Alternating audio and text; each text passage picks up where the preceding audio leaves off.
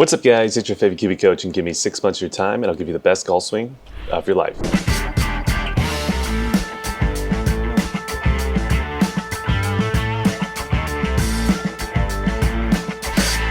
So welcome back to the channel. In this particular video, we are going to be reacting to another Dr. Kwon lesson. And this particular lesson is going to be with a high-level amateur golfer who is struggling with spinning out their upper body and lower body in transition, and they're a little bit too much of an arm-driven swing. So if you struggle with that yourself, this is the perfect video for you, and let's go ahead and jump in. But before we get into the video, I want to give a quick shout out to our sponsor, and that is Kiwicoach Japan. If you did not know, YouTube does not pay the bills. So if you want to help support this YouTube channel, down below after the video is over, there'll be a link to our Kiwi Platinum membership site. If you guys go ahead and sign up, you'll get access to a bunch of videos and really help support us. So with that out of the way, let's go ahead and jump in. So before we get too far into the video, let me give you a little bit of background on what's about to occur, because they kind of just start the lesson with not so much context. So you guys might be confused. So let me give you the context first, and then from there, the whole video should make a whole lot more sense. So like I said in the intro, this is going to be a high-level amateur golfer who's really struggling with spinning out their overall body movement throughout the downswing. And then maybe as well, they're a little bit too much of an arm-driven swing as well. Now, when it comes to the lesson with Dr. Kwon, typically, he has a staircase approach to learning, or kind of like an implementation process, which is going to be a motor learning principle that's going to allow you to get the swing results a lot quicker if you go ahead and do it this way. So they're going to be starting out the video in phase one, which in phase one, in this particular case, he will be using a golf club, the high-level amateur golfer. However, he won't be hitting a golf ball per se, and he won't be making a normal swing. He's still going to be doing kind of like an iteration of a drill as he's attempting to do the motions that they want to do. Now, when it comes to how we are going to be reacting to this video, everything that they talk about, I'm going to further explain to you guys and hopefully simplify for you guys so you have a better understanding. But then also, I'm going to look at it under the lens of a golf instructor and a golf lesson, and also show you guys maybe if you're trying to do this yourself and teach yourself, a lot of the processes that they use are, yes, good, but also maybe flawed as well, and can make it more and more difficult for you to actually get the results. Last thing I want to do before we start the video, this is another video from Be Better Golf. Again, if you want to learn from a bunch of different American golf instructors, highly recommend Be Better Golf's channel, because it's literally the best channel on YouTube for that.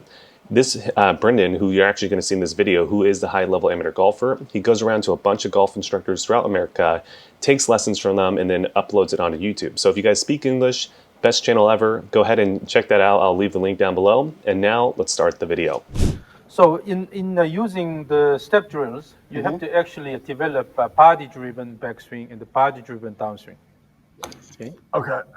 So in your case, you just turn, but then actually using your arms to pull it down. Isn't that what you told me to do? No, you said it should be something like this. Yeah. When you turn your body, turn and then throw the arms instead of pulling it down. Okay. So let me break that down for you guys as well, because you might be confused. So it's not like he's saying you shouldn't use your arms at all. It's more so how you go ahead and use your hands. And specifically, I think he's making reference to kind of the forces and torques that you apply to the grip. So when it comes to Brendan, who is going to be this person right here, the high-level amateur golfer, in transition, the direction that he's pulling the grip is more so towards himself, towards his body, as well as kind of out towards the golf ball. And that's not necessarily what Dr. Kwon would want him to do. So Dr. Kwon is saying he wants him to throw the club head or release the club head with more so of a throwing motion as opposed to a pulling motion.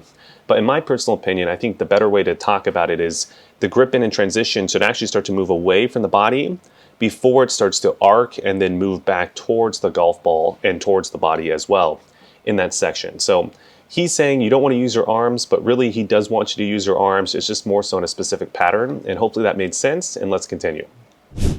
So you have active body motion here. So the body's moving all right. Throw the arms. Before we we'll get to that. Yeah, let's do go through the protocol. step drills. So in stage one, you will start with both feet together. Yep. And then So just like I said in the intro, he is going to be using a motor learning process. And stage one, you will be using the golf club. You will be making a swing. However, it's not going to be a normal swing where your feet are kind of static. You're going to have your feet together. And then from there, as you start to make a step, you're going to start to shift your upper body away from the golf ball. And then at a certain point in that backswing, you're going to start to shift your upper body back towards kind of more of a centered position. And then from there, that's kind of the drill. So it's not necessarily a normal golf swing. However, it's getting closer and closer to a normal golf swing. And this would be the stage 1 in his motor learning process. Initial throw this way, and then from this position, take the step first. So among the grand principles, this is about the asynchronous. You will take a step first. Disconnects the upper from the lower. So Right? you have this shift motion, lower body action, then turn the upper body, and as not that far. Oh, sorry. As your club is about here, going about here, you have to take the second step already, and then the second step will complete about here before you reach the top of backswing position, Right. and then take the second step. But now, So now the purpose of this drill is just to add a little bit more dynamicness into the swing. So if you're one of the players like Brendan, where your overall swing is a little bit just spinning out, there's a lot of rotation, but there's not necessarily any type of linear motion to the swing, you're going to want to introduce a little bit of linear motion just to get that dynamic movement pattern that a lot of the great players in the game of golf have. So this is exactly why they're trying to work on this drill. And then also when it comes to the actual real golf swing, will the pressure shifts happen at the exact times that they are talking about? Maybe not. Maybe Dr. Kwon is being a little bit exaggerated with the movements and having him shift a little bit earlier than he should, just because he knows he's a little bit too much of a spinnier player. So again, that's not something that Dr. Kwon said, and I could be completely wrong. However, just based off kind of my understanding of teaching, that would be a good approach to go ahead and do, slightly exaggerate the movement, especially when you're first starting out. do not pay attention to your body motion. Try to direct your attention to something else. Yeah, I'm very much an external kind of. So let's see. Let's use this external focus. Yeah. And this is All right, so this is the part of the video where when it comes to instruction side, I kind of get, however, also at the same time, I feel like this is maybe too early to start to focus on external. So when they're talking about an external cue, that means that's something that is outside of your body. So if you're doing, let's say, an internal cue, if you were focusing on the shifting of your upper body at a specific time, that would be more so of an internal cue. Versus if you're doing, let's say, an external cue, imagine that you had, let's give you an example if you're trying to get a little bit more handle first. Imagine that you had like a tree limb about this height, and all you're trying to do is hit it below that tree. That would be a little bit more of an external cue, right? So the tree limb would be the external cue, and then from there your body is going to try to naturally react to hit it below that tree. So when it comes to golf lessons, I think a combination of internal and external are definitely great. Now, when you're initially working on motions, I think internal is typically the best, especially when you're doing swings without a golf ball. However, as you progress with the internal cues and you start to get the body motion better and better, I do believe as you start to go out towards the course, it should start to get more and more external and less internal. But whenever you're starting the process, in my personal opinion, I feel like going to an external cue this quickly would probably not be the approach I would take. However, that's the approach that Dr. Kwon is taking, so let's continue and then see how this video goes. not that educational, but That's fine. as a professor at university, I shouldn't do this, but it works. Okay. So imagine here you have someone you really hate. Easy to do. Yeah. Yeah. It could be the politicians, Okay. one of the politicians, Sure. okay? Or it could be someone, your rival, or someone who did a bad thing to you Yep. in the past. Sure. So imagine someone you really hate. Every time you swing, you are You can- getting rid of this person. Okay. Don't Gotcha. worry about what your body does. Okay. Okay. So let's practice stage one. So let's stop it there. So as you can tell, the external cue in this case is an actual person, a human being that Brendan, when he makes the swing, is trying to basically kill, apparently, from what Dr. Kwon was saying there. But the purpose of this, in my opinion, I think what they're trying to do is when he's actually making the swing itself, with the external cue of someone that he doesn't necessarily like, maybe he's going to activate the body a little bit more, maybe be a little bit aggressive with the body motion, trying to get that shift and churn concept, but a little bit more at an aggressive state. I think that's what Dr. Kwon is trying to get him to do. Now, in my personal opinion, I feel like this goes against a lot of motor learning principles because the first thing is typically you don't want to start out at full speed when you do something new. Typically, you want to break it down at a slower speed, get the sequencing correct, and then from there continue to progress. However, we don't know what happened before this video started. Maybe they shot another video before this that's on Brendan's channel, and they already went through the slower steps. I could be completely wrong here, and this is the correct timing to do this. However, if that's not the case, and this is really his first attempt at doing this motion, I feel like this would be way too early to do what they're doing, but let's continue and see what happens. Okay. There you go. Okay, go ahead. Okay.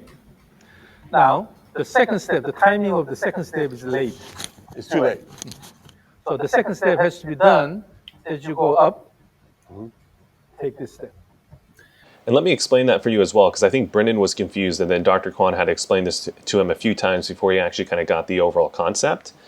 So when Brendan made that swing, it wasn't like the actual physical stepping was late. He stepped at the correct time. However, when it comes to stepping, not only is it the stepping, it's also the whole body or the center of mass also shifting at that same time, right? That's the whole shift then turn concept.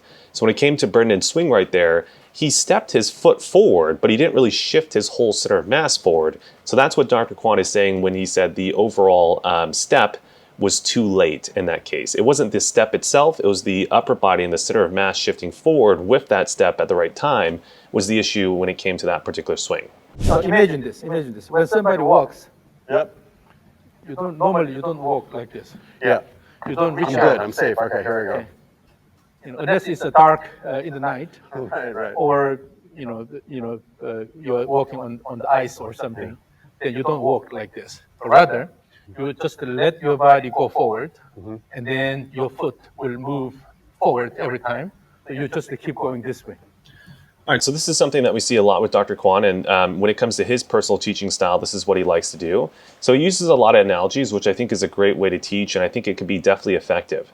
Now, one of the issues that I've definitely found throughout this whole lesson was there's a huge lack in visual feedback as well as kinesthetic feedback, and there's a lot of basically just auditory type of feedback. So he's basically telling him, hey, this was good, this was bad. And then what Brendan has to do is based off his feeling that he felt, he has to classify, okay, that feeling was wrong, and then try to fix it further.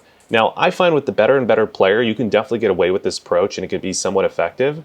However, for most golfers out there, for most of you guys watching this, if you're trying to do something similar, this would probably be a terrible approach when you try to actually go about doing this. And, Dr. Kwon has all this technology in his studio, as well as he has a phone on him as well. I just don't get why there's not more visual feedback as well as kinesthetic feedback where he actually supports Brendan, because I think this whole process of them trying to get the motion took like maybe 15 minutes when it could have taken less than 5 minutes for him to get if they would have had a little bit more visual feedback with it. But again, that's just my personal opinion. All right, that's it for you guys on YouTube. But before you guys click off, let me give you some quick wrap-up points. So when it comes to the overall beginning of the lesson, remember, Brendan, the elite amateur golfer over here, was struggling with the early rotation of the ribcage and the pelvis, and then the overall pulling direction of the grip was a little bit off. So overall, the swing was a little bit more on the steeper side, a little bit more across the golf ball, and the swing just wasn't dynamic and it wasn't really in the correct sequence, so he was losing out a lot of speed, as well as just the overall smash factor amount could have been a lot higher if he would have gotten that a whole lot better. So the main things that they were trying to work on overall was how can we add in a little bit more of a shift and a turn with the correct sequence so that the body does not spin. So if you want to watch this whole video and you see exactly what they talked about, make sure to definitely sign up for our Kiwi Platinum membership site. Again, not only can you get access to this video, you can get access to over 300 videos on that site, and as well, you help support this YouTube channel. So there'll be a link for that down below, as well as Brendan's YouTube channel if you speak English. Link for that down below as well. Like, comment, subscribe, share, all that good stuff, and I'll see you guys in the next video.